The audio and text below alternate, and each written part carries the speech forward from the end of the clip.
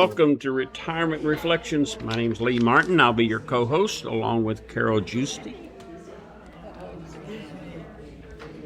Welcome to episode 2, because last week was the introduction. If you're listening, it's an episode that you'll be thrilled to hear. Carol, first of all, how's your week been? My week has been fine. It's been a challenge, let's just put it that way, and I'm okay right now. I was almost late today because of traffic. On the 4th floor, all the rollators and there's just a lot of traffic in the hallways here. Yes, there are. So seriously, though, introduce our guest, if you would, please. I want to introduce our book club leader, Shirley. And Shirley, will you tell me how to pronounce your last name? It's Klock, like TikTok. TikTok. But it begins with a K. Okay, Shirley Klock. All right. And you have been our book club leader for how long? 2+ years, I guess. 2. Okay. I'm a late joiner, and I have to say that I have enjoyed your book club. How did you start the book club? Well, I didn't start book club. I joined book club after we moved in, and it was led by another resident, and she lived in the villas. So when she got books, I told her I would help her pass them out to the people in our building, which I did. What I didn't really realize was that I was being sucked in because she... trained. Yeah. Trained. Because she was actually planning on moving out, but she was still going to come to book club. So long story short, I inherited book club and became the leader. Well, and I'm a recent joiner. Yes, I've joined it recently. You did read. He's the only book club leader that I've known. Well, she's the ever only one in my life, anywhere. Well, I'm number 2 in my life because this is only the second book club I've ever been in. So this is the second book club I've ever been in also, and I have enjoyed it. It isn't easy to be a book club leader. It's hard to say, much less me. Yes. I'm trying to be very key specific when I'm talking. When you took over the book club, what was your hope? I'm not sure that I had any real defined plans. It was kind of like, I enjoy reading, and the book club people enjoy reading. And one of the things I've tried to do is encourage people to talk at book club, not just, I don't want to sit there and listen to myself talk for 45 minutes or 30 minutes or whatever it is, that I try to get people involved. And I'm sure you both have heard me say, it doesn't matter whether you read the book or not, just come to book club. I mean, some of the best discussions we've ever had were about books that people hated or didn't want to read for a specific reason. And book club the subject matter tends to take off on itself. One thing I noticed, it was in the other book club that I also had been participating in. The book club leader will say, well, how did you like the book? And people will say, I liked it. And then the conversation stops. The book club leader says, well, why did you like it? And then there is a long pause, and some people do not know why they like the book. And it has to be hard to facilitate a discussion. And then there are others that you can't keep quiet. That is absolutely true. I try to involve everybody, and occasionally I will call on somebody who hasn't been talking because other people have been talking, and I try to maybe draw everybody in because everybody has an opinion. Some people just don't say it out loud. I have a question. The questions that you ask, you have them printed out and you're looking at them. Are those questions you come up on your own? It's a loaded question, is why I'm asking. Well, I try to find a study guide for the books just because it gives you some kind of structure about themes and whatever. To be perfectly honest, I think a lot of the questions are really stupid in terms of lost in, deep theoretical something or other about this book. And I'm not sure, I could ask you guys, I don't think our book club really cares. But I think I think it's interesting sometimes when I read a book and knowing it's for book club, I'll write down a question because I try to get people think outside the box. Like, if this point in the story didn't happen, but it happened this other way, what do you think the story would have been? And then, so you talk about the story and questions about characters, but a lot of times too, we'll talk about the way the author wrote the book. And that's sometimes why you like or don't like a book, is because of the style. I've noticed in some of the books, there are questions in the back of the book. I didn't know that because I never read. I read where it says epilogue, and I don't read that part. But in beyond that, some of the books actually have, I guess, book club questions in the back of them. They do. I didn't realize that either. It's kind of like a cheat sheet, I guess, Well, there are some people, I think, that read the endings first and then go back and read the book, or don't read the book and just read the endings. I mean, It's kind of like when we were in school and, Cliff Notes and could you jump ahead? Is it difficult to pick a book for a whole group of people? Yes, because, as you know, we were using Cobb County Library, who has book club kits where there's 12 books in the kit and you just rent it and, pick it up, whatever. I know I have certain stories that I enjoy, whether it's historical fiction or nonfiction or this or that or whatever, and everybody has their own style. Plus, Lee, you probably know, and Carol, we have a lot of people in book club that read a lot. If I had to think of or try to get a book that nobody had read, it would never work, because the ladies and gentlemen that are in our club read. I'm the token gentleman. You are. Okay. Otherwise, I just would have said ladies. But I kind of like it myself. It's hard you're never going to find something somebody hasn't read. So you just set that aside. And yeah, I had a book I found at Walmart the other day. And, if it's on the shelf at Walmart, I think it's current, And so I thought, wow, here's a new book. And so I bought it and I read it. And I mentioned it in passing the other day in book club. Out of 6 people that were there, I think 5 of them held their hand up. Yeah, we read that. Mm-hmm. I know. Yes. So I had to go back and look at the copyright. It was in 2023, so I thought, well, I guess it's not as new. But what I have found in participating in book clubs over the years, you have favorite authors. Do you have a favorite author that you like to read? Not really. I've gone through some authors, like I read Patricia Cornwell. She does medical mystery. And when I first started to read her, I think I was somehow picked up book number 7 or something like that. But I realized that although each book stands on its own, it also goes back to stories of characters that you don't know what happens, so you're kind of confused. So the point being, I went back and read book number 1, and I have now read in succession all 43 of her books. Wow. So I'm, probably tired of her by now. But I like a lot of historical fiction. I like when there's history in there. And then the author at the end, you're talking about book club questions and stuff like that. I like when the author at the end of a book will tell you what's true and what they made up, because I think that just adds to the book, good. And then you learn the history at the same time. My favorite author is Francine Rivers, and she used to be a romance novelist, and that was before she was a Christian. She became a Christian, and after that, she changed some of her style of writing from romance novels to novels that related to Bible characters. Now, there's still a certain amount of romance in it, but it's not the same.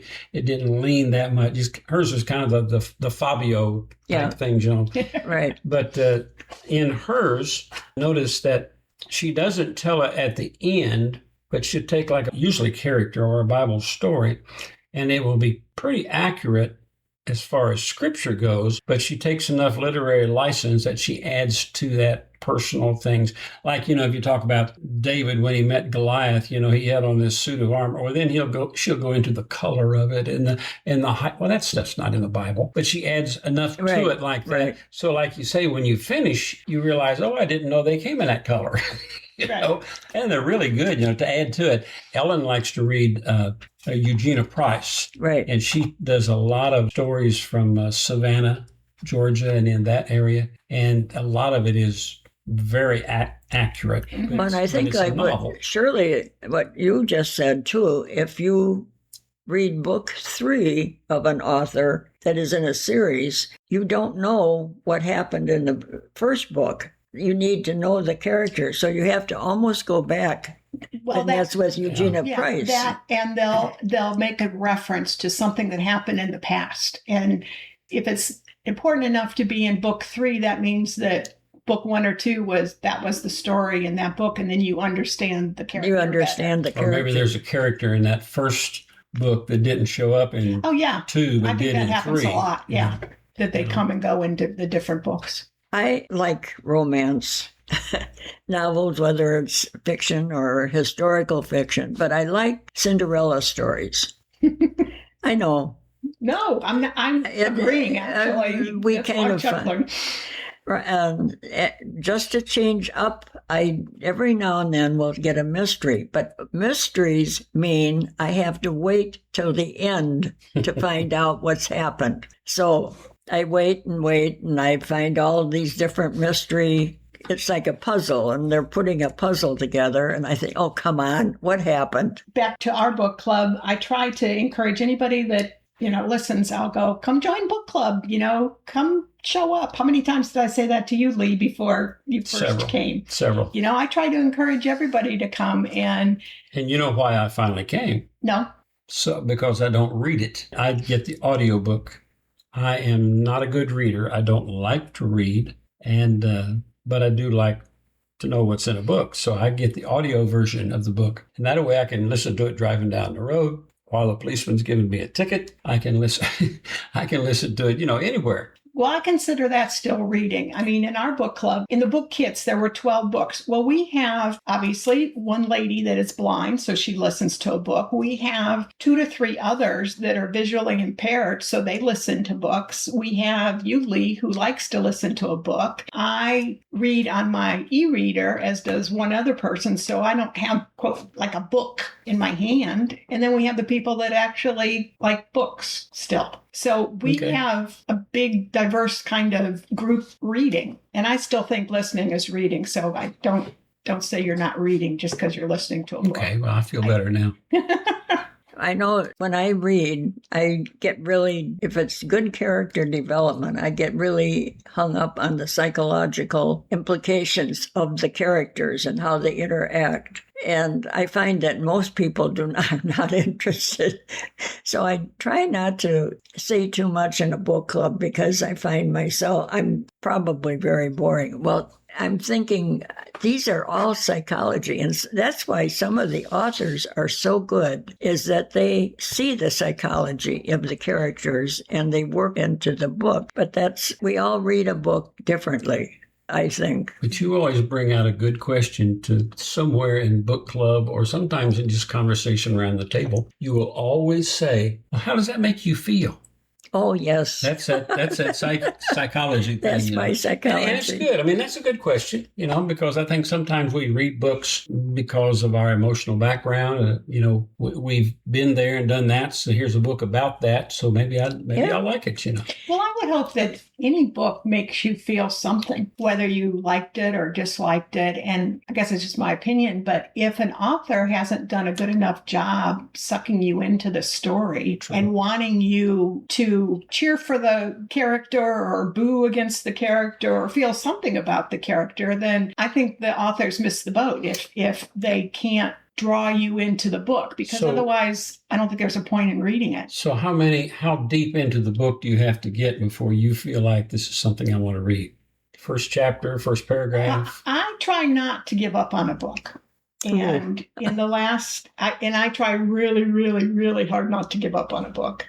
There was a book we read in book club. It's called Midnight Library, that everybody here hated it. I actually liked it, but I also read the entire book. People gave up like after the first couple pages, I think, in some cases. But I have Where We Lived Before, an independent living. There was a book club, and I was just part of it. And I gave up on 2 of the books. Well, no, I gave up on 1 book. The second book, I actually read the whole thing, but the author told the same story in like 7 pages, just kept telling it over and over and over and over again. And I think I read the book just because I was waiting for something else to happen. Now, the book that I gave up totally on, I can't remember the name of it now, but it was just so boring. that I just said, no, I can't do this. And I didn't read it. You are hitting on authors and the way they write. I can understand. I have always wanted to write a book, and I have started probably 3 or 4 books. It is so hard in its character development. Oh, yeah. It is amazing how difficult character development is. If you do not have good character development, you are not going to get the reader past about the 3rd or 4th chapter. If you're that lucky. Yeah. No, I agree. One author, Danielle Steele. I have several of her books in our library here. Danielle Steele, you could read. What she does well is that she gets a character, and they're always the same. They're always beautiful. They're always rich. And there's just something that we would all like to be. And then she gets a little storyline, but she carries it on. And you could skip probably 15, 20 pages every so often. And that's her style. But I like her because she has a good plot development. And that's what she's good at. She gets a good plot. And the characters are pretty much the same. And how they work through the story that she does. And that's why people read Danielle Steele. Oh, she's very successful, that's for sure. Let me shift gears a minute and go back a little bit. Shirley, when you were growing up, did you like to read? Were you read to? I mean, or did you enter into the book club now just because you're bored? There's nothing else to do? I always liked to read. I grew up very small town, and one of the things that we look forward to is the bookmobile coming. I remember that. Because we did not we had to drive out of town to go get groceries and go to the movie theater and go anywhere and do anything. So in my town, it was literally one traffic light. We had a laundromat. We had one gas station. Let's give a plug to the town. It's called Manaway, Ohio. At its height, it's in Northeast Ohio. At its height, it had 1,100 people in it. At current, it's around, I think, 800. But our school You should have never left. Well, that's true. Since some of my friends that I graduated with haven't. But our school system was consolidated. I read somewhere that because it was all kids was busted. It was in the middle of farmland. It was a lot of potato fields, Lay's potato chips. They grew potatoes there and whatever. I don't know what they do now. But in any event, I read somewhere that they bust our school district was 60 miles of little crossroads put together. And pretty much everybody rode a bus. But the bookmobile, what day did it come? I want to say it came on a Saturday because ours came on Thursday. We got to get out of class in the middle of. I don't remember being allowed out of class. Oh, it was fun. Yeah. No, it was. I think it was weekends. Because, you remember any of those books that you checked out from the bookmobile? No, I just remembered you could get more than one. So, and then, you obviously went and took them back and got more. So. I got Sherlock Holmes. Oh, did you? That's one of the first books I remember having in my possession. I'm not going to say that I read it all, but I remember checking out Sherlock Holmes, and getting to read that. Well, and when you were little, they didn't let you, well, at least in the bookmobile where I was, if you were a little kid, they wouldn't let you go to the teenage section and, get a book from there. You kind of had to stay within this, I think, age group of what somebody thought was appropriate or something. So did you, as a young child, were you in your home reading books rather than being whatever girls do when they go outside and play? I know what boys do. They go play baseball or something. Well, in the small town that I grew up in, when you went outside, you could ride your bike. And you didn't really have anywhere to go. But around the block, which was, in my case, a circular road. So if you went around the block, you literally went around. And when you played outside, I played in the woods. But you did that? Made forts. There wasn't anything else to do in my town. You did that instead of sitting in the house reading a book? In the summer, you were basically expected to go outside and play, be back by dinner. You had your watch on, so you showed up for dinner at 5:00. And there were times when I was playing, I would set my watch back just so I could still play. You didn't run back in the house to say, oh, now I get to read chapter 2? No, I I remember reading more in my 20s, well, in probably late teenage, and I was a waitress and part-time job, and I'd come home, depending on the shift I worked, and I'd read for a while, and it'd be like, if I get sucked into a story, it can be like 2, 3 in the morning, and I'll look up from the book and go, oh crap, I really need to go to bed. But I just, if I'm really engrossed in a book, I have no concept of what time it is. And now I read because I enjoy it. And I read, I don't know, 2 to 3 books a week and read a lot. I remember discovering a library when I was probably in 2nd grade. And I thought that was the most amazing thing, that I could take out a book and take it home and read. And I must have been in that library so many times and taking different books out and being taught very early to take care of those books and make sure that you didn't mess spill them up, on for them. sure. Right. You were really very conscientious about how taking care of books. My mom was a reader, so that's probably why I read a lot too. She enjoyed reading. Carol, I know you have, I think you said 18 more questions to ask, but let's do this and keep up with some time here. Come up with maybe 2 other good questions you've got. Well, I think we have covered a lot of the... I'm curious as to what you think of... I'm still on this author thing. What do you think of the authors like John Grisham? They spit out these books over and over and over, but you get hooked on them. Well, I think a good author is a good author, so they're probably successful. With John Grisham as an example, I think that after a while, his books just got too predictable for me in terms of it was the same story over and over. But what he's done is he's had, and I don't know when he started doing this, people co-write with him. And I think some of his books that I've read recently are better because of the co-author, that it improved the story. James Patterson has done that too. Right. Yeah, they both have. And so, there are favorite books and favorite authors. But yeah, if you just keep writing the same story over and over, that to me gets boring. And I look around for somebody else to read. And then you have famous people too that basically tell the story to the person that really writes it. I can't believe it's some of our politicians, that this book is written by so-and-so politician, and then it has like a co-author or something. Yeah, it's probably the other way around. Yeah. My thinking is they probably told the story, and then the guy or the lady that knew how to write it, she actually was the author. Like I think it's James Patterson. He wrote a book with Bill Clinton, and it was a politically based kind of book about a president and his family. It wasn't based on Bill Clinton, but it was one of the better, I thought, for the most recent James Patterson books that was written. The story was really well done, and it was believable, and it was really interesting. Well, I've covered a lot of our questions here. We've covered their favorite authors and how you got into this. Can I encourage everybody to come to book club? Please do. Yes.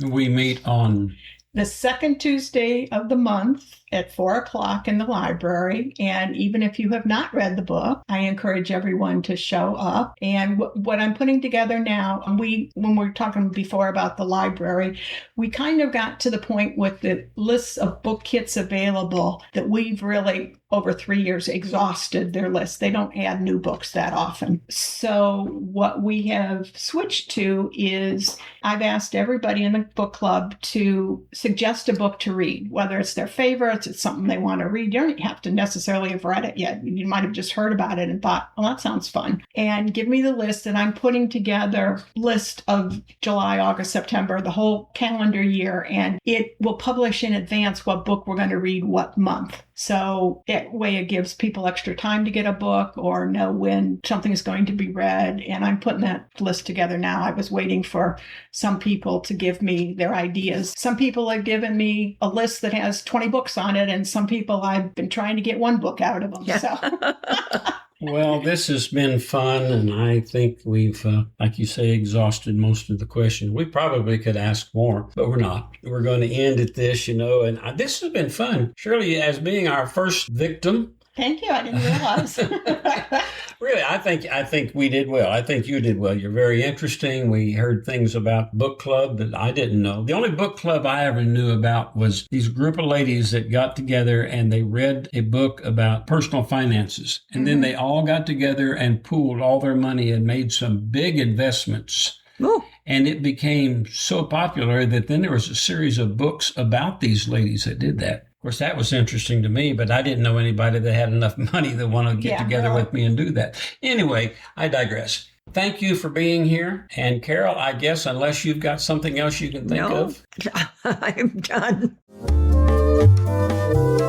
Hi, Patrick Bundrum here. Retirement Reflections is a small startup podcast that we hope will share our community stories with family, friends, and anyone else who wants to listen. Despite being produced at Canterfield of Kennesaw, the opinions of our hosts and guests do not reflect the company's official policies and procedures. We hope you'll stick around to see what stories we have to share. Thanks for being here, and we'll see you next week.